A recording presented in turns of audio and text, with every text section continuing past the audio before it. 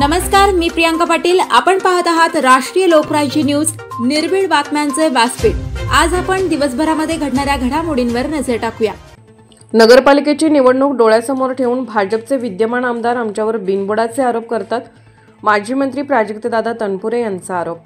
राज्यात सरकार तुमची आहे याचा विसर विद्यमान आमदार यांना पडला असे मला वाटते. 2021 पासून नगरपालिकेवरती प्रशासक असून ते सुद्धा भाजप सरकारने नेमलेला अधिकारी आहे हे आपण विसरता कामा नये. जनता पक्षाच्या इथल्या आमदारांनी काही एका कार्यक्रमामध्ये थोडीशी आमच्यावर काही गोष्टींमध्ये टीका केली आणि राहुरी शहरातल्या रस्त्यांबद्दल त्यांनी काही विधानं केली. तर आमदार साहेब हे बहुतेक विसरलेले दिसतात की गेल्या वर्षभरापासून ते आमदार आहेत, इथंच बहुतेक त्यांना विसर पडलेला दिसतोय.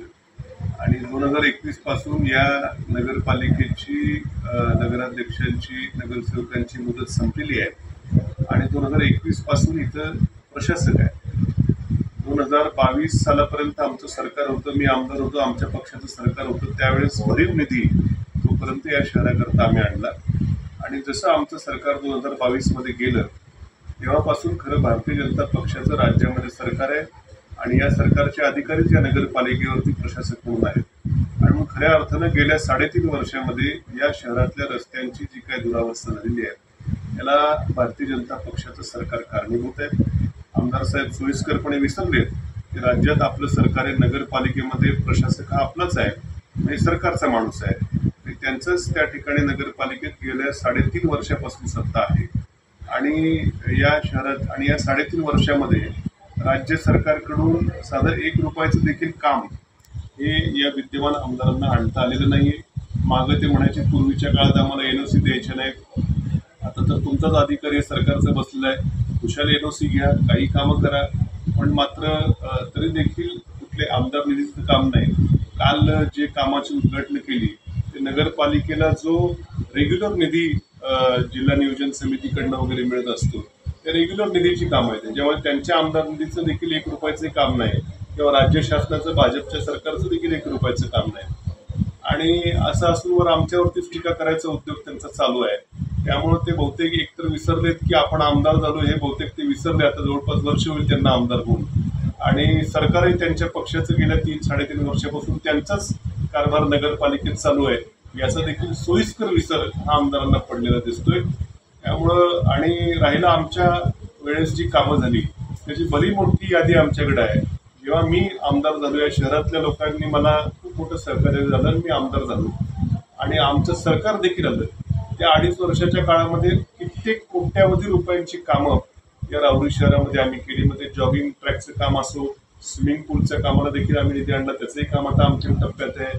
एक अभ्यासिका मुलांना अभ्यास करण्यासाठी जवळपास 1.5-2 कोटी रुपये त्याला आणले, त्याचंही काम आमच्या टप्प्यात आहे. वेगवेगळ्या कमानीमध्ये तुळजाभवानी मातेची कमान असो, नगरपालिकेच्या बाजूची कमान असो किंवा आता हायवेला जी मोठी कमान आपण राहू केतूचं नाव आम्हाला त्याला द्यायचं होतं ती कमान आहे.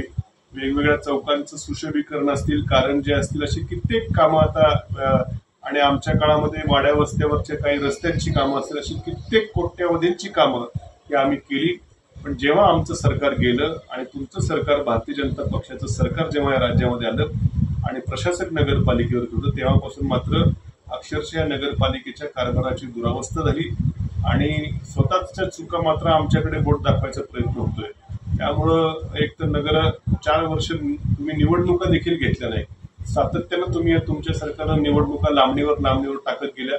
आता कुठेतरी निवडणुका होतील त्यावेळेस जेव्हा लोकनियुक्त नगराध्यक्ष नगरसेवक येतील तेव्हा कुठेतरी हा गाडा सुरळीत होईल.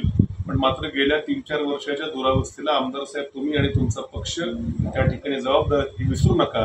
या रस्त्यांवरची झालेली दुरावस्था असतील, वेगवेगळ्या शहरातले मोठे मोठे रस्ते आहेत, त्याला पडलेले खड्डे, हे राज्य सरकारकडनं खरं निधी जर वेळीच आला असता तर एवढंही जाऊ द्या.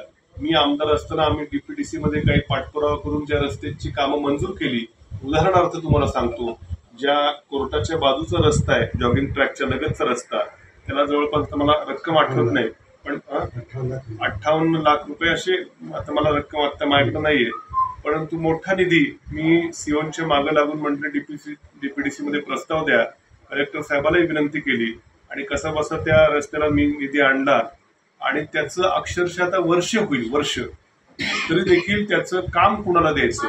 कलेक्टरांनी काही वेळ मी बोललो, अरे निधी आणलाय, वर्ग झालाय, का टेंडर होत नाही? तर काम पीडब्ल्यूडीला द्यायचं का नगरपालिकेने करायचं याच्यावरून 5-6 महिने गेले आणि अजूनही देखील त्या रस्त्याचं टेंडर फ्लोट झालेलं नाही. आता आचारसंहिता लागेल, म्हणजे तुमचं प्रशासन इतकं त्या ठिकाणी काम चुकारपणा करतंय. आम्ही आणलेला निधी देखील तुम्हाला अजून खर्च त्या ठिकाणी करता येत नाही आणि तुम्ही आमच्यावर त्या ठिकाणी बोट दाखवता. आधी स्वतःकडे बघा. 3.5 वर्षामध्ये आपल्या सरकारने आम्ही काय दिवे या शहरामध्ये लावले, आपण आमदारकीच्या 1 वर्षभराच्या काळामध्ये काय दिवे लावले याचा स्वतः आधी विचार करा. आम्ही तर आज कुठल्याही प्रकारे सत्तेत नाही. नगरपालिकेचं लांब आमची सत्ता त्या ठिकाणी गेल्या 3 वर्षापासून नाहीये. त्यामुळं या दुरावस्थेला आपण जबाबदार आहात. आमच्या काळामध्ये आम्हाला 16 मध्ये मी नगराध्यक्ष झालो, त्यावेळी जी आश्वासनं दिली त्यापैकी जवळपास बरीचशी आश्वासनं आम्ही पूर्ण करण्याचा प्रयत्न केला आणि चांगलं काम आम्ही त्या ठिकाणी केलेलं आहे. आणि भविष्यात देखील आम्हाला खात्री आहे एकदा पुन्हा आमची लोकनियुक्त बॉडी आल्यानंतर पुन्हा एकदा ही जी काही विकास कामं रखडली भाजपमुळं ती आम्ही निश्चितपणे पूर्ण करू. कमीत कमी यांचं सरकार आहे, हे आमदार आहेत, यांनी एखाद्या नगरपालिकेला पूर्ण वेळ मुख्याधिकारी तरी द्यावा. आज नगरपालिकेची अवस्था अशी आहे की सीओ देवळालीच्या सीओकडे अर्धा वेळ चार्ज आहे. म्हणजे ते देवळालीला 2-3 दिवस इकडं, 2-3 दिवस इकडं, तर त्यांना यायला इंटरेस्ट नसतो. त्याच्या अगोदर राहत्याचे सीओ होते, ते राहत्याला काही दिवस, राहुलला काही दिवस.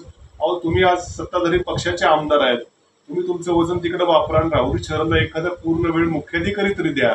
मुख्याधिकारी लांबच सोडा, तुम्ही इथला ऑफिस मुख्याधिकारी जर नसेल, ओएस जो काम बघतो त्यालाही तुम्ही इथून घालून द्यायच्या पाठीमागे लागलेला आहात. आणि म्हणून तुमचं नेमकं पाठपुरावा करा, इथं पूर्ण वेळ अधिकारी द्या. तुमची त्या ठिकाणी जर मोठं वजन असेल देवेंद्र फडणवीस साहेबांकडे, तर एखादे इंजिनियरच्या जागा रिकाम्या आहेत त्या भरा. हे सगळं जर केलं तर कुठेतरी आम्ही देखील कौतुक करू, पण मात्र स्वतः काय करायचं नाही आणि स्वतःच्या चुका दुसऱ्यावरती लोटायचा हा पद्धतशीरपणे प्रयत्न यांचा चालू आहे. मी नगरपालिकेमध्ये मी नगराध्यक्ष असताना किंवा नंतर मी नगर विकास राज्यमंत्री असताना मी मगाशी सांगितल्याप्रमाणे खूप साऱ्या योजना निधी तर आणलाच, पण पाणी पुरवठा योजना असेल, भूमिगत गटर योजनेचं देखील काम हे आमच्या सरकारच्या काळामध्ये आपण त्या ठिकाणी भूमिगत गटर योजनेला चालना दिली. त्याचं आज काम चालू आहे. काही दिवसात ते पूर्ण होऊन मोठं त्या ठिकाणी काम या शहराचं होणार आहे. आणि म्हणून आमदार साहेबांनी स्वतः आधी आत्मपरीक्षण करावं आणि नंतर त्या ठिकाणी आमच्यावरती टीका करा. आम्ही तर विरोधकात आहोत. आणि काल काही जण त्यांचे इच्छुक उमेदवार त्या अक्षरशः म्हणजे हसावं का रडावं मला कळेना. आता निवडणूक जवळ आली तर काहीतरी सोंगाडेपणा करायचा, सोंग करायचं केलं की टेप धरून स्वतः इच्छुक नगरसेवक जे भावी आहेत ते स्वतः टेप धरून रस्ते मोजत होते की आम्ही निधी आणणार आहे. अरे मग तुम्हाला करायचं होतं तर 3 वर्ष तुम्हाला कुणी अडवलं होतं? तुमचं सरकारवरती होतं. तुम्ही जर इतकी प्रस्ताव दिले असत 3 वर्षामध्ये निधी राज्य सरकारकडून आणला असता. आता निवडणुका फक्त जवळ आल्या, तुम्ही 3 वर्ष काही केलं नाही. आता निवडणुका जवळ आल्या म्हणून भावी इच्छुक नगरसेवक जर हातामध्ये टेप घेऊन रस्ते मोजतायत याच्यापेक्षा विनोद कुठला नाही. म्हणजे किती सोंग करावीत याला निवडणुका जवळ आल्या म्हणून. हे सोंगाडे जर नगरसेवक असे झाले तर हे नंतर काय तिथं अवस्था होईल नगरपालिकेची मला खरं कल्पना करवत नाही. आणि म्हणून ही सोंग ढोंग बंद करा. ही खरंच तुम्हाला कामं करायची होती तर 3 वर्ष तुमचं सरकार होतं, इथं कोणी नगराध्यक्ष आमचा नव्हता, नगरसेवक नव्हता. तुम्हाला 3 वर्ष काही तुम्ही केलं नाही. आता नगरपालिकेची निवडणूक जवळ आल्यावरती वेगवेगळी सोंग तुमच्या अंगात यायला लागलीत. हे बंद करा. राहुरी शहरवासियांना खरं सगळी कल्पना आहे की कोण कामं करतं आणि कोण नुसतंच त्या ठिकाणी सोंग करतं. त्यामुळे मला खात्री आहे की पुढे भविष्यामध्ये निश्चितपणे जेव्हा बॉडी त्या ठिकाणी येईल त्यावेळी चांगलं कारभार नगरपालिकेचं होईल. काल आमदार साहेबांनी आरोप केला की त्यांच्या दुखण्याच्या विरोधात बावडे उठवले. नाही हो, कोणाचं काय दुखण्याचे आम्ही तर उलट त्यांची काही दिवस तब्येत प्रकृती बरी नव्हती असं कळालं आणि बऱ्याच दिवसानंतर आज काल त्यांनी कार्यक्रम घेतला आणि भूमिपूजन केलं. मी जरा काल त्यांनी जी काही वक्तव्य केली त्यानंतर त्यांच्या तब्येतीचं नेमकं काय बिघडलं होतं याची जरा चौकशी केली. बहुतेक पाठीच्या काहीतरी मणक्याचं काहीतरी असावं असं मला कळालं. मला जरा शंका आली की बहुतेक काही मेंदूचंही काही नेमकं झालं होतं काय. कारण त्यांनी शहरातली कामं विविध प्रलंबित आहेत म्हणून आम्हाला त्या ठिकाणी दोष द्यायचा प्रयत्न केला. पण त्यांना बहुधा हा विसर पडलेला दिसतोय या नगरपालिकेवर 2021 पासून नगराध्यक्ष किंवा नगरसेवक यांची बॉडी बरखास्त झालेली आहे आणि 2021 पासून आतापर्यंत प्रशासक या ठिकाणी कारभार बघतायत. 2022च्या जून महिन्यापर्यंत आमचं सरकार होतं, महाविकास आघाडीचं सरकार होतं. 2.5 वर्ष मी राज्यमंत्री होतो आणि आमचं सरकार असताना भरीव निधी या राहुरी शहराकरता उपलब्ध करून दिला. मी नंतर त्याची यादी वाचतोच. परंतु जेव्हापासून महाविकास आघाडीचं सरकार गेलं आणि भारतीय जनता पक्षाचं सरकार या राज्यामध्ये सत्तेवरती आलं, प्रशासकीय अधिकारी असतो, शेवटी ते सरकार सगळे निर्णय सरकारच घेतो. म्हणजे एका अर्थानं या नगरपालिकेवर तसं पाहता 2022च्या जून महिन्यापासून म्हणजे 3.5 वर्ष झाले की भारतीय जनता पक्षाचीच एका प्रकारे सत्ता आहे.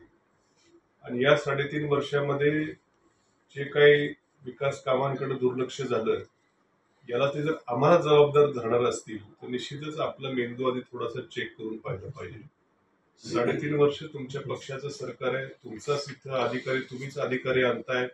बरं, शिवाय आमच्या काळामध्ये आम्ही जी भूमिगत गटार योजनेची प्रक्रिया चालू केली होती त्याच्या उद्घाटनाचं किंवा भूमिपूजनाचं श्रेय मात्र घ्यायला तुम्ही तिथे येता. आणि मग आता ज्या पद्धतीने श्रेय तुम्ही घ्यायचा प्रयत्न करता, जबाबदारी देखील ही तुम्हीच घेतली पाहिजे. आणि विविध खरं गेल्या 3-3.5 वर्षामध्ये राज्य शासनाचा एकही रुपयाचा निधी या राहुरी नगरपालिकेला इथले विद्यमान आमदार हे आणू शकलेले नाहीत. जी काही कामांची काल त्यांनी उद्घाटन किंवा भूमिपूजन केली ती कामं जी काय नगरपालिकेला जो कंपल्सरी निधी हा डीपीडीसी मधनं म्हणा किंवा जिल्ह्याच्या स्तरावरनं जो काही निधी मिळत असतो जो की मिळतोच रेग्युलरली, त्याकरता काय कुठले विशेष प्रयत्न करावे लागत नाहीत. फक्त काय त्याचंही तुम्ही भूमिपूजन केली. परंतु या राहुरी शहरातल्या रस्त्यांची एवढी मोठी दुरावस्था सगळीकडे झालेली आहे. विशेषतः भूमिगत गटार योजनेच्या कामा झाल्यानंतर जी काय आमचा जुना कणगर रोडकडे जाणाऱ्या रस्त्याची देखील खूप मोठी दुरावस्था झालेली आहे.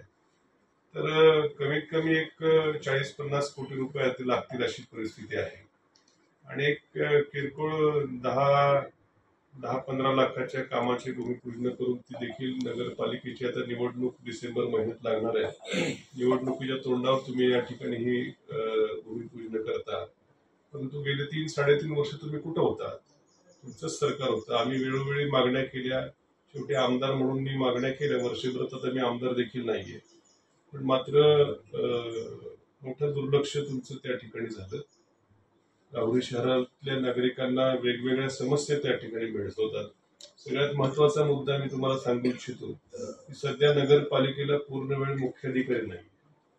म्हणजे जो मेन अधिकारी नगरपालिकेचं कामकाज सांभाळतो, एक तर आता नगराध्यक्ष नाहीत कारण की निवडणुकाच नव्हत्या, नगरसेवकही नाहीत, मुख्याधिकारी देखील पूर्ण वेळ नाहीये. राहत्याच्या मुख्याधिकाऱ्यांकडे चार्ज दिला होता, ते 2-3 दिवस यायचे, 2-3 दिवस तिकडे असायचे. त्यांनी नंतर नको म्हणून सांगितलं, ते गेले. आता देवळालीच्या नगर मुख्याधिकाऱ्याकडे चार्ज आहे, तेही 2-1 दिवस असतात, कधी असतात कधी नसतात तेही कळत नाही.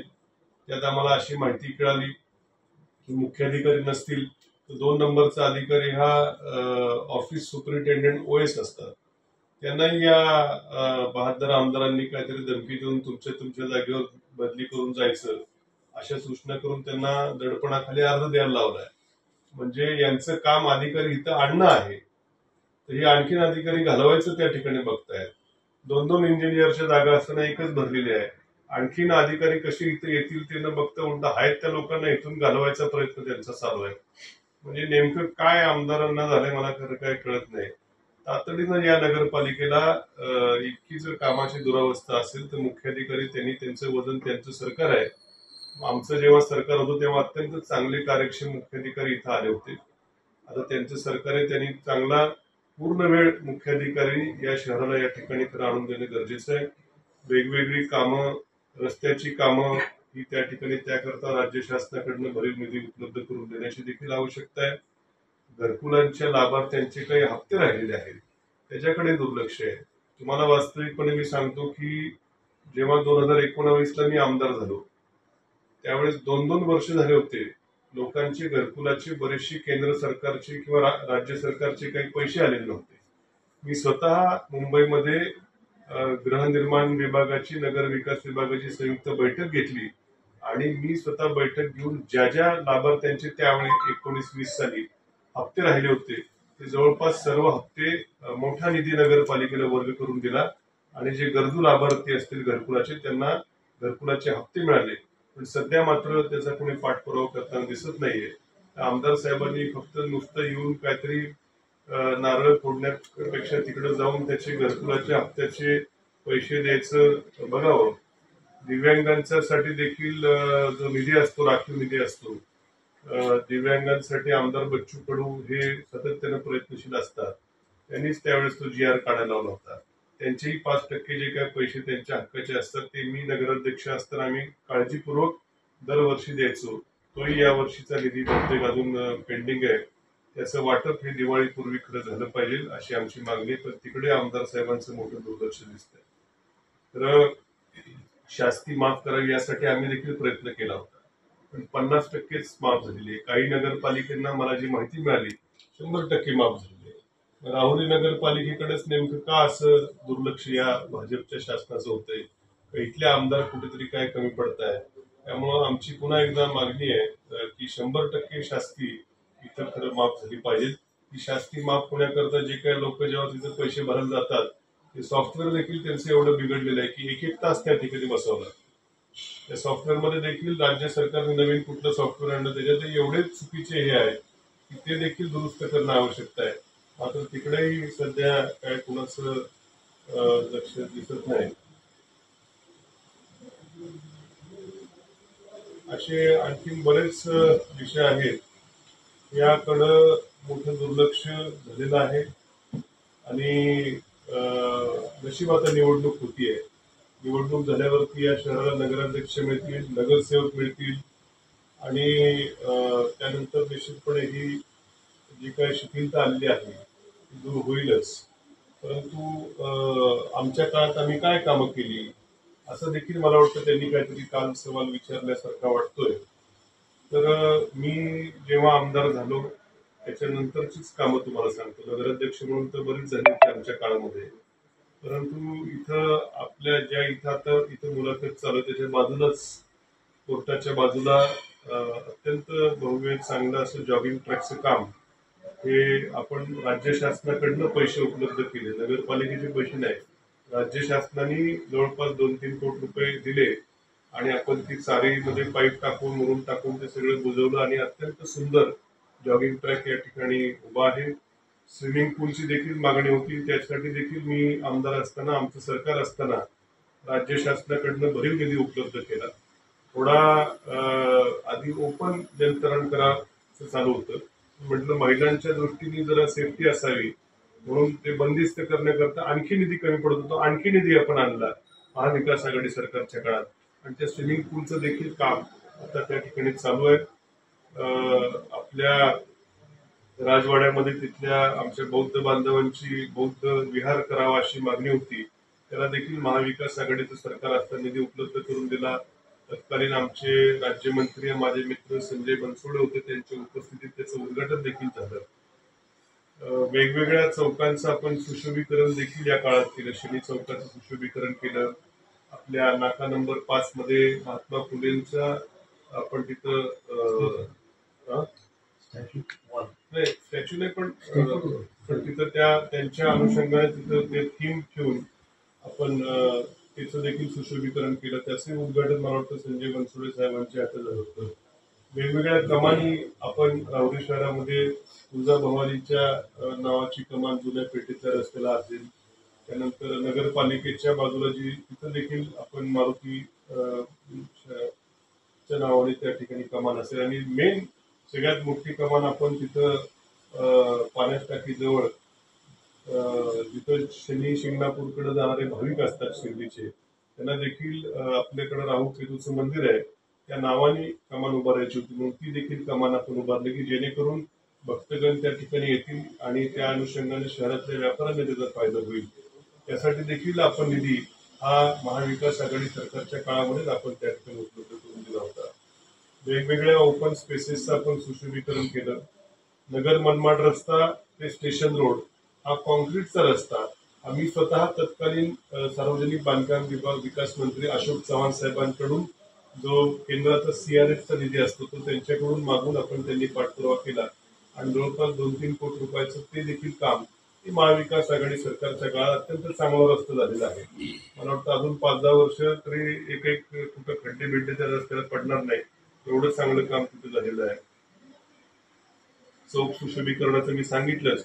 अभ्यासिकेसाठी जे स्पर्धा परीक्षांसाठी मुलं अभ्यास करतात आपलं एक वाचनालय होतं पण आता भव्य दिव्य वाचनालय जी आपली नवीन जे शॉपिंग कॉम्प्लेक्स नव्या पेठेमध्ये झाले त्याच्या वरच्या मजल्यामध्ये अभ्यासिकेसाठी जवळपास 1-2 कोटी रुपये मी उपलब्ध करून दिले होते.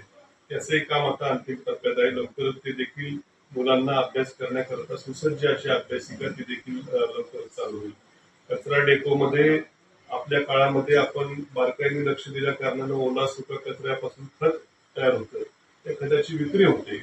आपण एकदा जर जाऊन बघितलं अक्षरशः पिकनिक स्पॉट सारखं तो कचरा डेपोचं आपण तिथं काम केलेलं आहे. भूमिगत गटार योजनेच्या बद्दल मी बोललो ते आपण आमदार झाल्यानंतर जेव्हा नगरविकास राज्यमंत्री होतो त्यावेळेस वरच्या अधिकाऱ्यांशी बोलून आपण नगरपालिकेत तेव्हा बॉडी आमची होती त्यांना मी सांगितलं की आपण ठराव करा भूमिगत गटार योजना आपण करू. त्यावेळेस आपण ते निर्णय घेतला आणि पालिकेनं आमच्या बॉडीने ठराव केला भूमिगत गटार योजना करायची. नंतर मी त्याचा पाठपुरावा केला. कोण ठेकेदार असावा कोण कन्सल्टंट असावा चांगला अधिकाऱ्यांना विचारून त्याची देखील आपण मंजुरी आपण आणली म्हणजे आणि त्याचं काम देखील भूमिगत गटार योजनेचं मोठ्या प्रमाणावरती शहरात चालू. सुधारित पाणी पुरवठा योजना तर आपण मागेच मंजूर केली होती. आमदार झाल्या आपण सौर दिवे म्हणजे जे स्ट्रीट लाईट आहे मोठे सौर दिवे वेगवेगळ्या चौकामध्ये जवळपास 60-70 सौर दिवे हे नवीन आमदार झाल्या आपण मला वाटतं DPDCच्या याच्यामधलं इथं बसवण्यात आली. वाड्या वस्त्यावरील बरेचसे रस्त्यांची कामं देखील आपण त्या ठिकाणी केली. अजूनही कामं करायची होती पण दुर्दैवानं सरकार आपलं 2.5 वर्षामध्ये गेलं. सरकार जर 5 वर्ष टिकलं असतं तर सगळे रस्ते अक्षरशः चकाचक त्या ठिकाणी दिसले असते. पण दुर्दैवानं आपलं सरकार गेलं आणि हे भाजपचं सरकार आल्यानंतर ही रस्त्यांची दुरावस्था राहुरी शहरामध्ये आज बघायला मिळते. आपण शहरी हद्दीमध्ये जो शेतीचा भाग येतो नगरपालिका हद्दीमध्ये जवळपास 25-30 नवीन ट्रान्सफॉर्मर आपण त्या नगरपालिका हद्दीमध्ये शेतीच्या सोय व्यवस्थित व्हावी म्हणून 25-30 ट्रान्सफॉर्मर नगरपालिका हद्दीमध्ये बसवले. त्याचबरोबर कचरा संकलनासाठी नवीन वाहने खरेदी करणं असं भरपूर म्हणजे आता ही ठळक कामं मी फक्त सांगितली. छोटी अशी कित्येक कामं जर मी खरं सांगायला बसलो तर वेळ देखील पुरणार नाही. इतक्या मोठ्या कामाचं आपण त्या ठिकाणी नियोजन केलं. पण मात्र आता नगरपालिकेची निवडणूक जवळ आल्यावरती थोडी काहीतरी कामाचं उद्घाटन करायचं आम्ही काय केलं नाही सांगायचं. पण मात्र 3.5 वर्षाचा हा कारभार भारतीय जनता पक्षाचा त्या ठिकाणी होता. लोकांना कधी वाटतं की बाबा त्यांना माहित असतं की बा अजून नगरपालिकेची मुदत संपली नाही की आमच्याच ताब्यात आहे असं वाटतं. असं नाहीये. त्यामुळे ही जी रस्त्यांची दुरावस्था झालेली आहे याला केवळ आणि केवळ भारतीय जनता पक्षाचं सरकार आणि त्यांचे असलेले लोकप्रतिनिधी हे कारणीभूत आहेत. भविष्यामध्ये मला खात्री आहे की जेव्हा केव्हा आता निवडणूक लागेल त्यावेळेस लोक योग्य निर्णय घेऊन पुन्हा एकदा नगरपालिकेचा कारभार हा व्यवस्थित त्या ठिकाणी येण्याचा प्रयत्न होतील. राहुरी प्रतिनिधी उमेश बाचकर. ताज्या बातम्यांसाठी आणि अपडेट्ससाठी राष्ट्रीय लोकराज्य न्यूज चॅनलला सबस्क्राईब करा तसेच लाईक आणि शेअरही करा.